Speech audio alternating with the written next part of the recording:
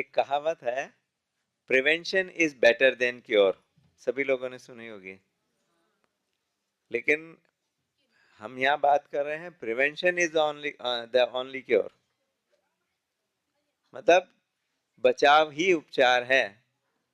बचाव बेहतर नहीं, बचाव ही उपचार है। हम बीमार ही ना पड़ें, बीमार पड़ें फिर ठीक होने के लिए साधन करें, उसके बजाय बीमार ही ना पड़ें वो ज्यादा अच्छा है, या बीमार होने के बाद फिर ठीक करने के लिए हम प्रयास करें वो ज्यादा अच्छा है। प्राकृतिक चिकित्सा और प्राकृतिक जीवन, हम वही कार्य करने की बात करेंगे आज कि कैसे हम बीमार ही ना पड़ें, स्वस्थ रहें हमेशा। तो स्वस्थ कैसे रहें, जाने स्वास्थ्य क्या है। सब लोग यही चाहते हैं ना, स्वस्थ रहें। स्वस्थ का मतलब क्या है, स्वास्थ्य का मतलब क्या है? WHO ने परिभाषा दी है स्वास्थ्य की। Health is a state of physical, mental, social and spiritual wellbeing. शारीरिक, मानसिक, सामाजिक और आध्यात्मिक रूप से हम अच्छी स्थिति में हो, ये हमारा स्वास्थ्य है। केवल रोग ना होना स्वास्थ्य नहीं है, वो एक हिस्सा है उसका। लेकिन संपूर्ण स्वास्थ्य का क्या अर्थ है वो समझें और देखें। हम अपने अपने अंदर चेक करें, क्या हम इन कसौटियों पर खरे उतरते हैं, क्या हम सच में स्वस्थ हैं, ये जानें। तो शारीरिक स्वास्थ्य के पैमाने क्या है? कब कहें कि शरीर से स्वस्थ है? तो शारीरिक स्वास्थ्य के पैमाने हैं, चाहे तो आप नोट कर लीजिए। नंबर 1, रोग ना हो। नंबर 2, दर्द ना हो। नंबर 3, नींद अच्छी तरह से आती हो। नंबर 4, भूख अच्छी तरह से लगती हो। नंबर 5, शौच समय पर सही मात्रा में आता हो। नंबर 6, शरीर में इतना हल्कापन हो कि हमें शरीर का भान न हो। कोई भी अंग हम कब हमें कब महसूस होता है? जब वहां कुछ भारीपन है, कुछ दर्द है, कुछ खुजलाहट है, कुछ अकुलाहट है, तो वो में हमें महसूस होता है। जो अंग पूरी तरह से स्वस्थ होता है उसका हमें भान नहीं होता है।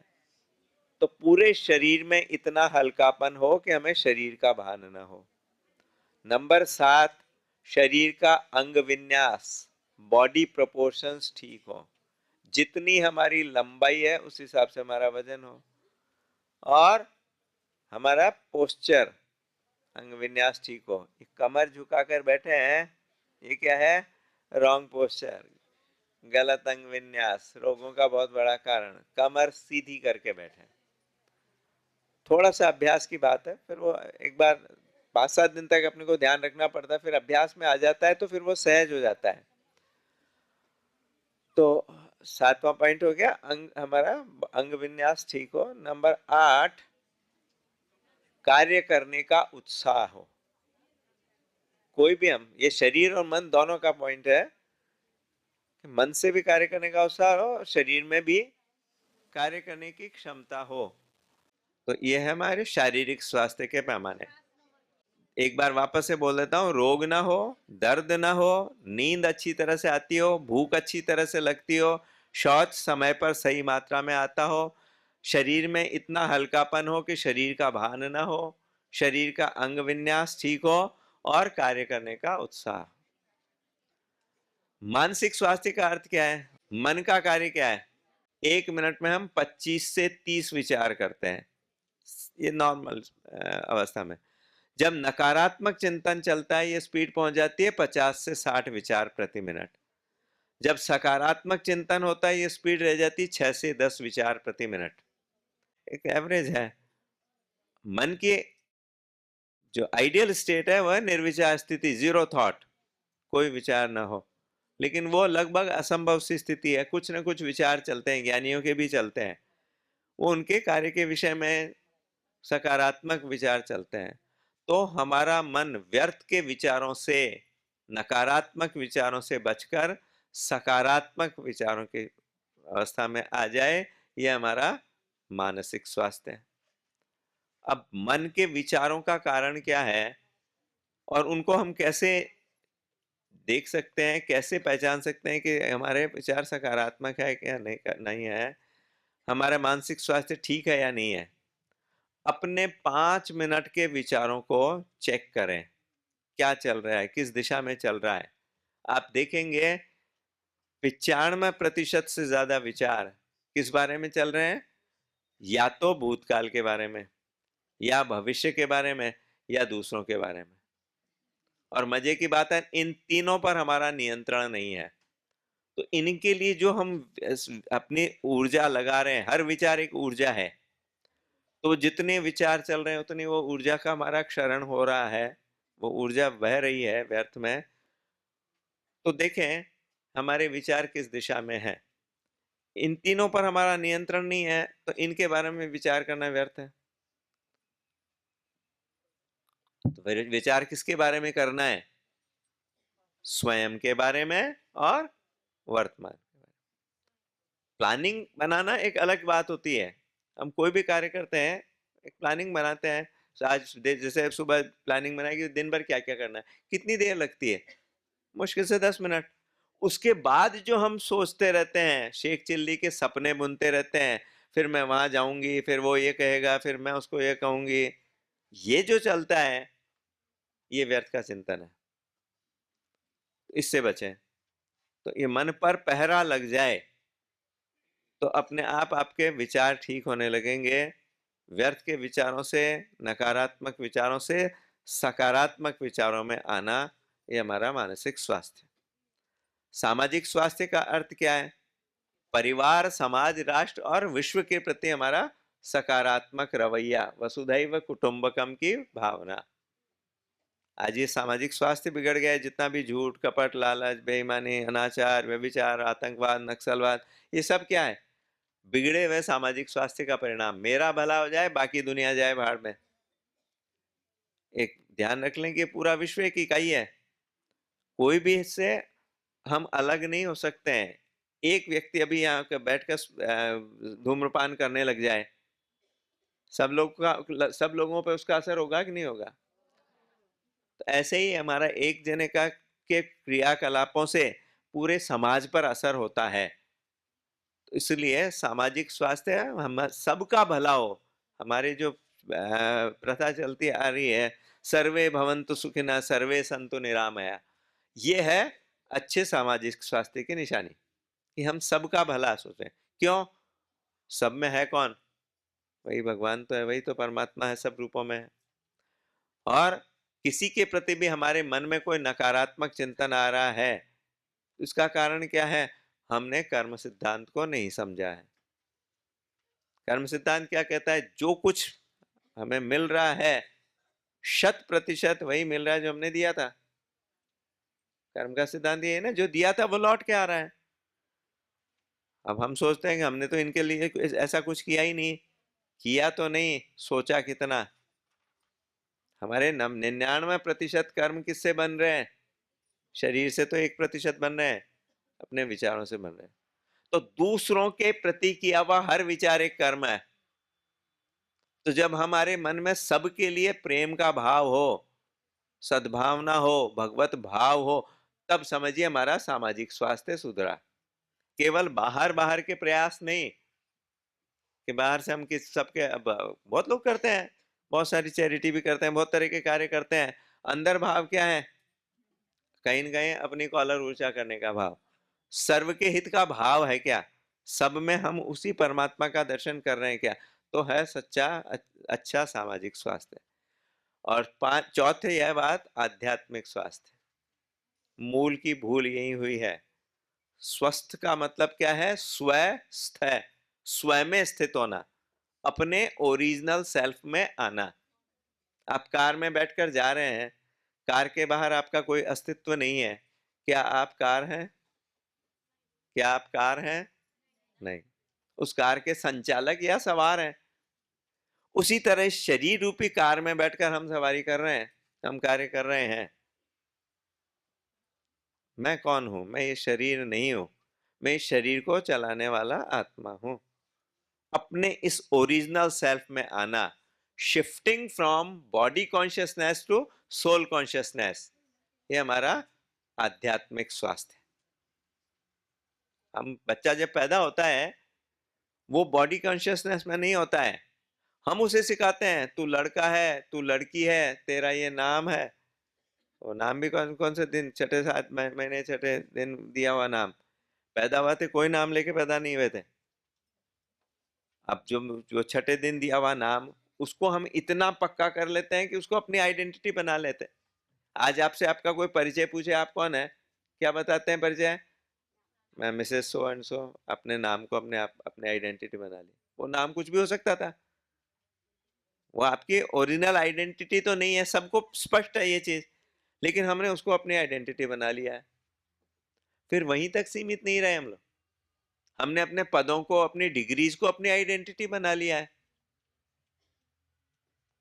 मैं तो डॉक्टर हूँ, मैं तो इंजीनियर हूँ, मैं तो आईएएस हूँ, मैं तो वकील हूँ, कुछ भी जो भी, मैं तो हाउस वाइफ हूँ। क्या किया हमने? अपने कार्यों को अपनी आइडेंटिटी बना लिया, या कार्य के लिए जो पद मिला उसको अपने आइडेंटिटी बना लिया। फिर वहीं तक सीमित नहीं रहे, हमने अपने रोगों को अपने आइडेंटिटी बना लिया है। मैं तो डायबिटिक हूँ, मैं तो हार्ट पेशेंट हूँ।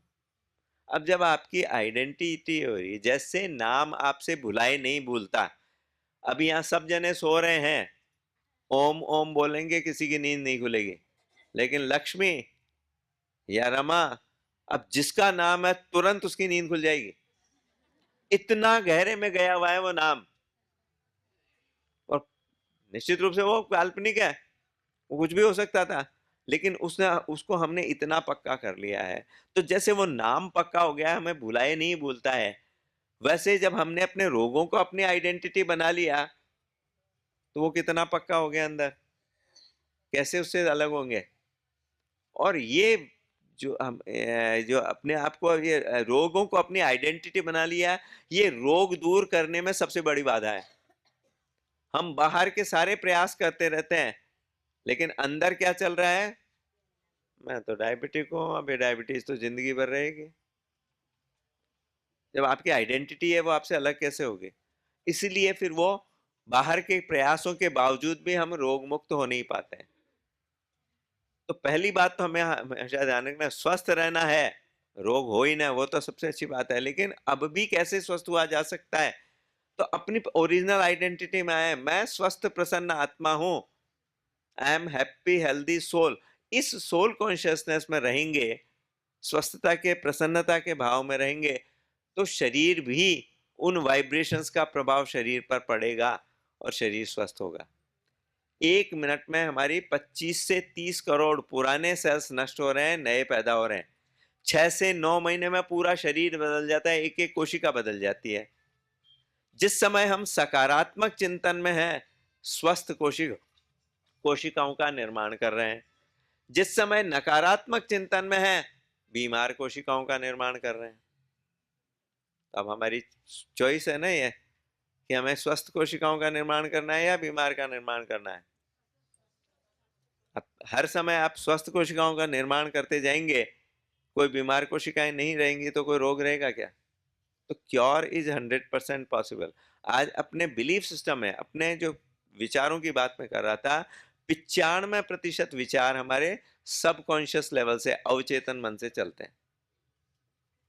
वहां पर अगर ये बैठी हुई बात है कि भाई ये रोग तो रहेगा, तो वो बाहर के कितने भी प्रयास करते रहें। और यही बात आध्यात्मिक क्षेत्र में भी है। अवचेतन में बैठा हुआ ये दूसरा व्यक्ति है, ऐसा है, इसकी तो आदत ही ऐसी है, हमने जो धारणा बनाई रखी है, वो धारणाएं अवचेतन मन में इतनी प्रवेश कर जाती है। अब बाहर से हम सुन रहे हैं कि भगवान का रूप है, लेकिन अंदर क्या बैठा हुआ है? ये तो है ही ऐसा निकृष्ट व्यक्ति। अब वो बाहर के विचार कितने हैं? 5%। और अंदर चेतन में क्या चल रहा है?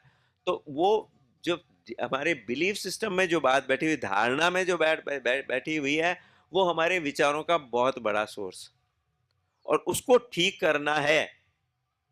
क्योंकि जैसे हम विचार कर रहे हैं वैसा उसका परिणाम आ रहा है शरीर पर, वाइब्रेशंस वैसे ही क्रिएट हो रहे हैं, वैसा ही उसके ऊपर असर आ रहा है।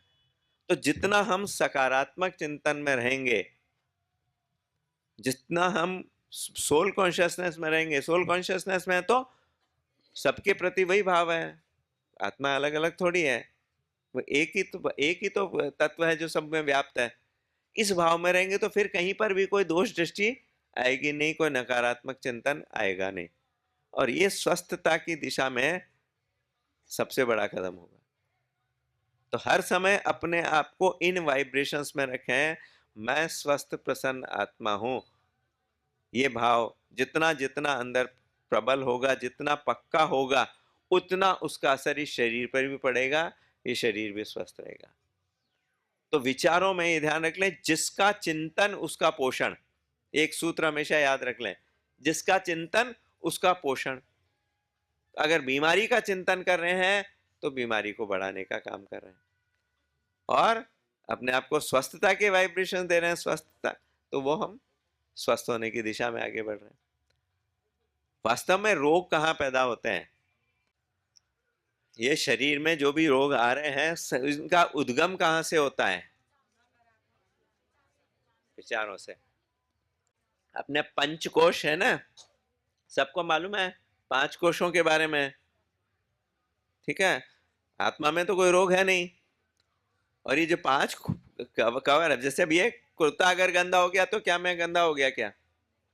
नहीं। ऐसे ही ये शरीर रूपी जो कुर्ता है, इसमें गंदगी आ गई है, तो इसकी शुरुआत कहाँ से हो रही है?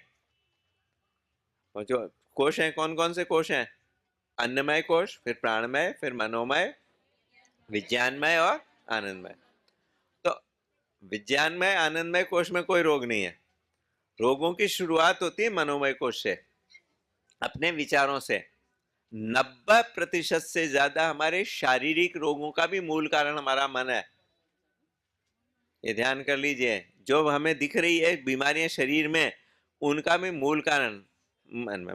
मानसिक बीमारियां तो 100% वो तो है ही मनोमय कोश की, मन की बीमारी, लेकिन 90% से ज्यादा शारीरिक बीमारियों का भी मूल कारण मन है, जिनको बोलते हैं साइकोसोमेटिक डिजीज या मनोदैहिक रोग। तो उसकी शुरुआत कहाँ हो रही है? मनोमय कोश में। मनोमय कोश अमूर्त है, उसका कोई रूप आकार नहीं है। फिर उसका असर होता है प्राणमय कोश में, प्राणों के स्पंदन में। आप कोई भी कैसा विचार करते हो, आपके प्राण के शक्ति पर उसका असर होने लगता है। और प्राण का वाक्य क्या है? श्वास, तो श्वास पर असर होने लगता है। तो प्राणमय कोश क्या है? वो सांचा है जिस पर ये शरीर अन्नमय कोश रूपी ढांचा खड़ा है। तो प्राणमय कोश में, जैसे प्राणमय कोश के हार्ट में प्रॉब्लम हुई, तो इस अन्नमय कोश के हार्ट में वैसा ही निर्माण होने लगेगा, वैसा ही परिवर्तन होने लगेगा, वही बीमारी पैदा होने लगेगी। तो मूल कारण कहां से चालू हो रहा है? मनोमय कोश से, विचारों से। तो अपने विचारों को सकारात्मक बनाना, ये सबसे प्रिवेंशन का, स्वस्थता के दिशा में, कि कोई किसी भी तरह का रोग हो ही ना हो, इसके लिए सबसे जरूरी स्टेप है मन को सकारात्मक बनाए रखना। इसलिए इसका बहुत, और ये इस बिल्कुल ही क्लिनिकली प्रूवन साइकोसोमेटिक इफेक्ट्स है। हमारे किस विचार का प्रभाव किस अंग पर ज्यादा पड़ता है, ये साइंटिफिकली प्रूवन है, स्टडीज की गई हैं। कुछ लोग, कुछ तो सभी को अनुभव है, क्रोध करते ही क्या होता है? सबका अनुभव है, हार्ट बीट बढ़ जाती है, ब्लड प्रेशर बढ़ जाता है, पेट में एसिडिटी बढ़ जाती है, सबका अनुभव है। भय, डर हमारे फेफड़ों को जकड़ देता है, हमारी किडनीज को दुष्प्रभावित करता है। कोरोना काल में जो डेथ्स हुई हैं, उनका बहुत बड़ा कारण था वो भय का वातावरण जो फैला दिया गया था मीडिया के द्वारा। वो वायरस तो छोटा सा जुकाम का वायरस था, उससे कोई नहीं मरा है। उसकी वजह से जो शरीर ने अतिरिक्त रिस्पांस दिया, साइटोकाइन स्टॉर्म पैदा किया, उसकी वजह से लंग्स डैमेज हुए, उसकी वजह से नुकसान है। और उसका वो साइटोकाइन स्टॉर्म क्यों बढ़ा? जब न्यूज पढ़ी और इतने लोग मर गए, इतने बीमार पड़ रखे हैं, अस्पतालों में जगह नहीं है, ऑक्सीजन नहीं मिल रही है, ये भय का जो वातावरण था। जिन्होंने ज्यादा अखबार पढ़ा, जिन्होंने ज्यादा टीवी पर न्यूज देखी, वो लोग ज्यादा मरे। तो ये भय का प्रभाव। संग्रह की प्रवृत्ति कब्ज को जन्म देती है। जो अपने सारा खान पीन का भी ध्यान रखते हैं लेकिन फिर भी उनकी कब्ज दूर नहीं होती है, बहुत बड़ा कारण है उनके संग्रह की प्रवृत्ति। किसका संग्रह? चाहे वो धन का संग्रह हो, चाहे बातों का संग्रह हो, चाहे वस्तुओं का संग्रह हो। बातों का संग्रह बहुत ज्यादा होता है, हर एक के पास है। कोई 10 साल पहले किसी के साथ ऊंच नीच हुई, 10 साल में वो कभी मिला नहीं, आज 10 साल बाद मिला है, वो सारी बातें उसने उस समय मेरे साथ ऐसा किया था, वैसा किया था। अच्छी बातें तो भले ही याद रहे नहीं रहे, लेकिन कुछ भी ऊंचा नीचा हुआ है तो वो जरूर याद रहता है। मतलब वो हमने अंदर पकड़ कर रख रखी है, बात संग्रहित करके रख रखी है। घर में एक सड़ा आलू रख लीजिए, पूरा घर बदबू मारने लग जाता है। इन सड़ी बातों को पालकर हम अपने व्यक्तित्व को कितना सड़ा बना रहे हैं। और जिसके प्रति हमने वो धारणाएं पाल रखी, अभी बात चल रही थी ना अवचेतन में वो धारणाएं, अब किसी के लिए हमने धारणा बना ली, ये तो मेरे साथ एक बार किसी ने कुछ किया, हमने उसके प्रति धारणा बना ली कि तो है ही गड़बड़ आदमी, ये तो हमेशा ऐसा ही करता है। अगर वो कुछ अच्छा भी कर रहा होगा, अपनी धारणावश हम उसमें भी कुछ नकारात्मकता ढूंढ लेंगे। ये एक हमारी आदत बन जाती है और ये भूल जाते हैं कि हर पल बदल रहा है। कहते हैं एक नदी में दोबारा स्नान नहीं कर सकते हैं, एक डुबकी मारी बाहर निकले, दूसरी डुबकी मारेंगे जब तक वो पानी तो गया आगे, दूसरी डुबकी दूसरे पानी में लग रही है। जिस व्यक्ति ने डुबकी मारी वो भी बदल गया। 1 मिनट में 25 से 30 करोड़ पुराने सेल्स नष्ट हो गए, नए पैदा हो गए, उतना तो ये शरीर भी बदल गया। और मन को बदलने में कितनी देर लगती है? रत्नाकर डाकू संत वाल्मीकि बन गए, अंगुलीमाल डाकू संत अहिंसक बन गए। जिसके प्रति हमने धारणाएं पाली हुई है वो इतने तो बुरे नहीं है, लेकिन हम अपनी उन धारणाओं को पकड़े बैठे हैं। वो व्यक्ति हो सकता है अब तक संत बन चुका है, बहुत अच्छी स्थिति में, हम व्यर्थ में उसके प्रति पुरानी बातें पकड़े हुए। तो इस संग्रह को आज निकाल फेंके।